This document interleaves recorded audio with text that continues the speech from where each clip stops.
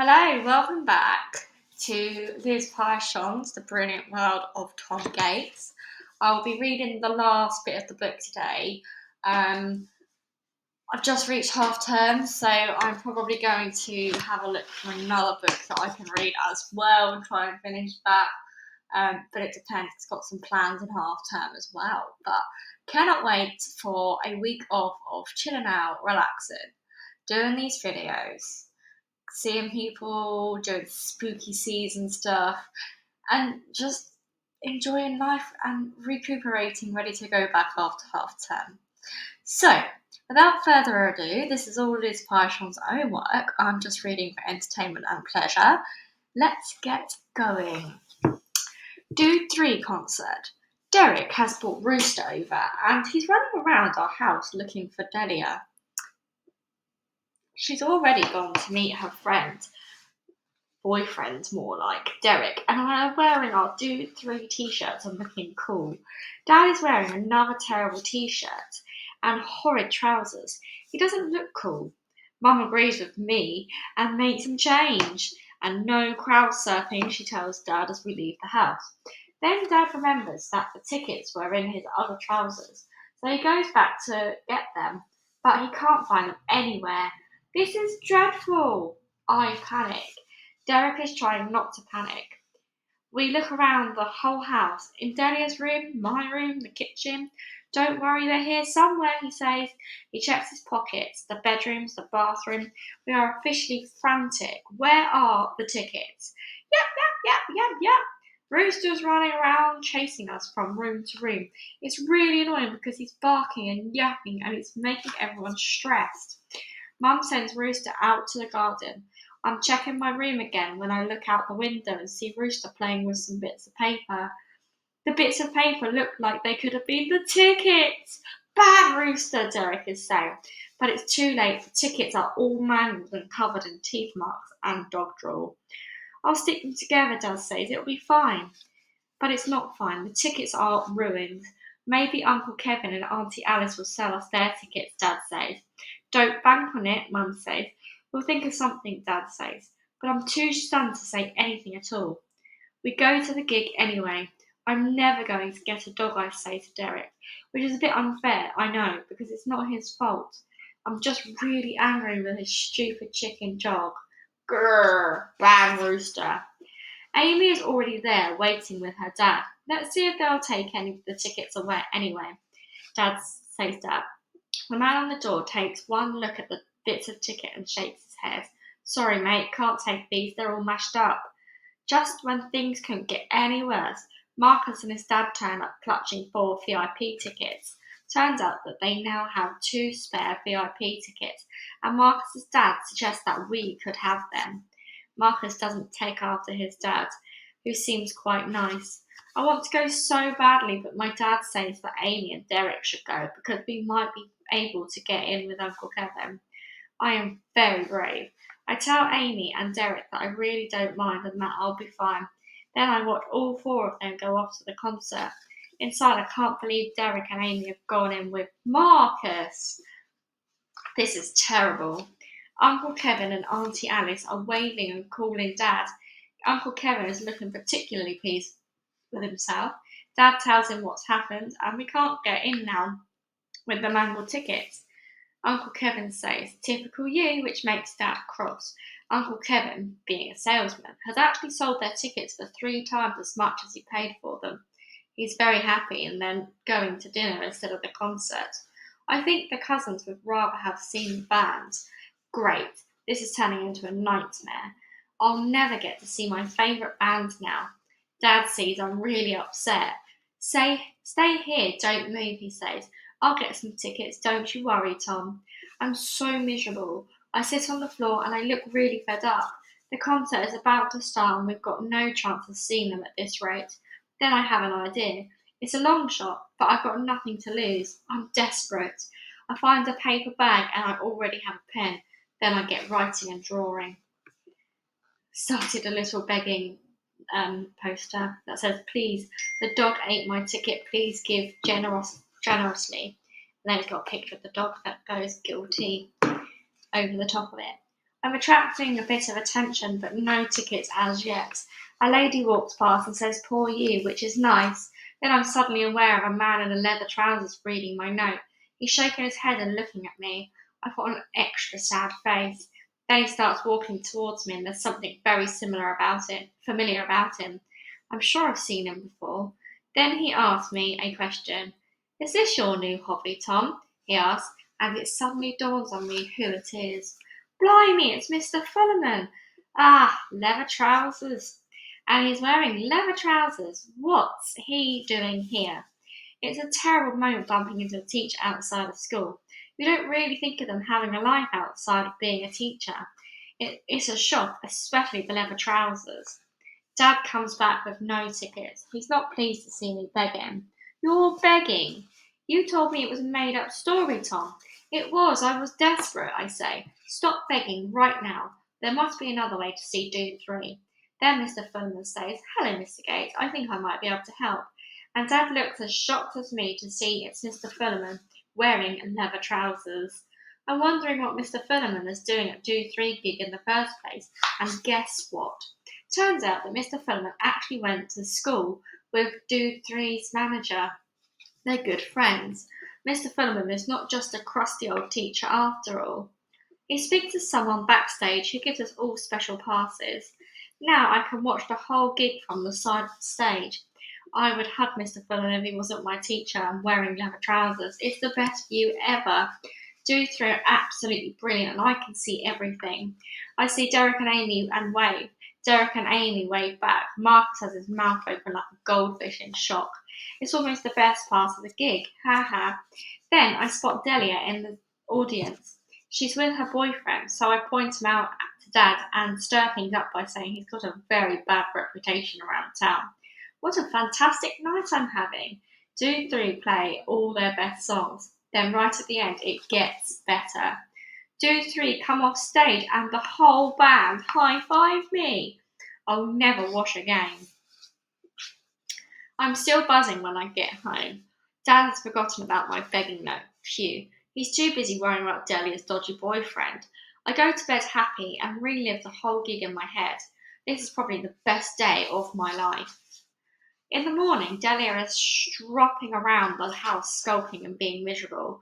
Apparently it's my fault because Mum and Dad went to meet her new friend now. I am a genius. Dad is humming Do 3 songs at breakfast. Mum is wearing a Do 3 t-shirt. It's so embarrassing, old people trying to be trendy. I can't get out of the house quick enough. Derek and I go to school together. He's so wishing he'd stuck with me at the concert now. Seeing Mr. Fullerman again in teacher mode was really weird. The first thing he asked me is, "Where's your homework, Tom?" "I was at the concert, sir, remember?" Mr. Fullerman says that's no excuse and I'll get a detention unless I bring it in first thing in the morning, which is a bit harsh. He's so back in teacher mode. With all the excitement about Dude 3, I completely forget about the school concert, which apparently is today. I'm not worried because I'm not in it. No choir, which is a relief. Phew. Mrs. Knapp is looking for helpers to put chairs out in the hall. Helpers get to miss lessons, so I volunteer. All I have to do is show the little kids what to do. How hard is that? We all get the chairs out and we start to mess around. I get tough and suggest a quick game of musical chairs, which keeps them happy. There's no music, so I sing my dog zombie song. Delia's a weirdo. Delia's a weirdo, Delia, she's a freak. It's all going very well. The little kids all join in and sing along with me. Delia's a weirdo, she's a freak. Very catchy chorus. Then I sing the verse. When Mr. Keene pops his head round the door to see how we're all doing, I pretend to be arranging the chairs. Little kids learn fast. "That's a jolly song, Tom. Just a jolly song, Tom," he says. "Really, Mr. Keene? Are you performing in the concert today?" "No, Mr. Keene." "Why not? You should be. I'll have a word with Mrs. Knapp to give you a slot at the end." "No, Mr. Keene, it's fine. Really, I don't want to sing." "Nonsense, that sounded excellent.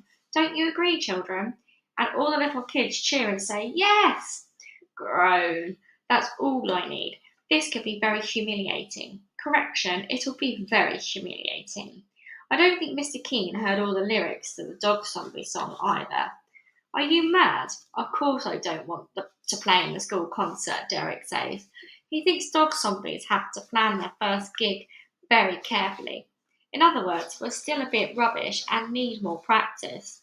But he does come up with a brilliant plan that will get me off the hook and save me from humiliation. The only good thing about a school concert is that we get to go home early to prepare.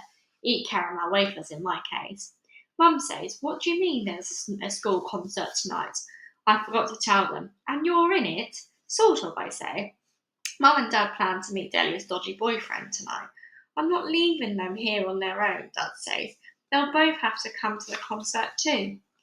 Ha ha, Delia will be delighted. A romantic night out at my school concert. She'll be so cross it's almost worth being in the concert for. Derek and I run through our plan one last time on the way back to school. It had it has to work or I'll be stuffed. Back at school the hall is already packed with people. Mum and Dad sit at the back, which is a relief because Mum has on her Do 3 t-shirt and Dad is wearing gardening gear. Delia and her boyfriend look jolly. Not. Derek and I run through the plan one last time. I hope it works. The lights go down and the concert begins. First, there's some slightly boring poetry. Then we have to sit through some songs and, of course, the choir. Watching Marcus and Solid swaying from side to side is hilarious. Amy is very good, of course. There is a play by Year 3, quite funny, and a dance by Year 6. It's rubbish. Then Mr. King makes a speech about what a good term it's been, blah, blah, blah. And I hear him telling everyone how he heard me singing and thought it should be in the concert. It's awful. I can feel myself getting nervous and sweaty. Now it's my turn. Mr. Keane asked me what my song is called. Delia is a weirdo, I say, which makes everyone laugh, apart from Delia, who's given me the evils. I sit on the stage and clear my throat. Everyone is looking at me and waiting, so I clear my throat again, and wait, and strum a little like I'm warming up. Mr. Keane is glaring at me now, so I'm thinking I might have to actually start singing if Derek's plan doesn't work. When at long last, a very loud blaring noise goes off. Mr. Fullerman tells everyone not to panic. It's just a fire alarm. We all have to leave the hall straight away. The concert is abandoned. Result. Derek is a genius. He gives me the thumbs up as we leave school. Better still, Delia can hear some little children singing my song. Delia is a weirdo. She's a weirdo. Delia is a freak. She's not happy, but her boyfriend is laughing. He won't be her boyfriend for long at this rate. Mum and Dad think it's a shame I didn't get to do my song. I don't. Maybe next time. Don't write about your sister though, Mum tells me. It only upsets her. Exactly. Dad suggests writing about someone else who annoys me instead, like Uncle Kevin, he adds, which makes me laugh. But Mum is giving him the evils now. When we get home, Dad and I escape to the shed to eat his secret stash of caramel wafers. Treat! It's the last day of term tomorrow, so I mustn't forget. I only have tonight to finish my review homework. It's the last piece I have left to do. I know I'll review the school concert. That won't take long. Just eat the last wafer biscuit and wrap it up for Delia first. Ha ha. Then draw a few more pictures. Then I'll start my homework. In the morning, I'll have loads of time to do it if I get up early tomorrow. This is a good deal. This is a good idea. Dog zombies. Ha ha. Then it's got an idiot squashing robot, and then Marcus is underneath the robot. Mr. Filament, I'm so sorry about my review homework. As you can see, I did do it. Let me explain. I was on my way to school when I was followed and attacked by a vicious dog. I defended myself with the only thing I could think of, my exercise book. Luckily, I survived, but my review homework didn't. Sorry again. Oh dear, Tom, I was looking forward to finally reading it. You'll just have to do it again over the holidays. In the meantime, let's hope you don't get abducted by aliens or attacked by giants. What an eventful life you have. See you and your homework next term, Mr. Philemon. Results. And then it's got a little bit of rip with all like the dog marks and stuff. Just make sure that we've got, and it says warning video alert, and it's got all of his drawings, got a big picture of Marcus, and says turn over something nicer, and then it's got like a bug that's holding up all the chocolate wafers, and then it's got a how to draw grumpy sister Delia. So it says 1. Draw this shape, then her glasses, colour them in. Ears, even though she doesn't listen, and her monkey hair, and her gloom clouds. And then that's it. We have finished the book. Thank you so much for listening. Again, really enjoy these videos, and I really appreciate everyone who watches them and showing me the support and giving them a listen. Do let me know if you've got any suggestions as to what I could read next. If not, I will have a little look in the bookshelf. Thank you so much for listening. Really appreciate it again, and goodbye, guys. Bye.